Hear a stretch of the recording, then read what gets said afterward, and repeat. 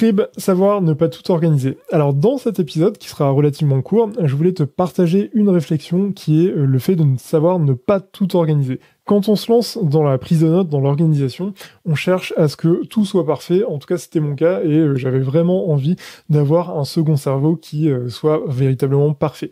Donc j'avais créé plein de modèles, j'avais créé une organisation hyper carrée avec certains dossiers, etc. Bref, c'était carré sur le papier, mais à entretenir, c'était vraiment devenu une plaie.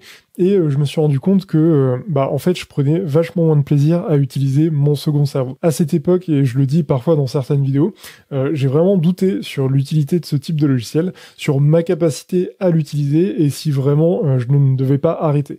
J'ai même arrêté un certain temps et en voyant que finalement, en fait, je trouvais ça quand même plus difficile de ne pas utiliser le logiciel plutôt que de l'utiliser un logiciel imparfait, j'ai véritablement changé ma manière d'aborder en fait mon système de prise de notes.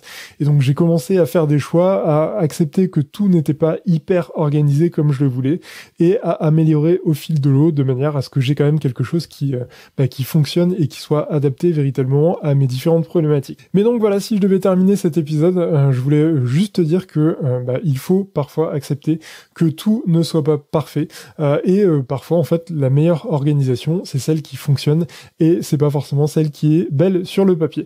Voilà, comme d'habitude, n'hésite pas à t'abonner, liker, partager à quelqu'un à qui ça pourrait être utile. Et n'oublie pas, Scribs!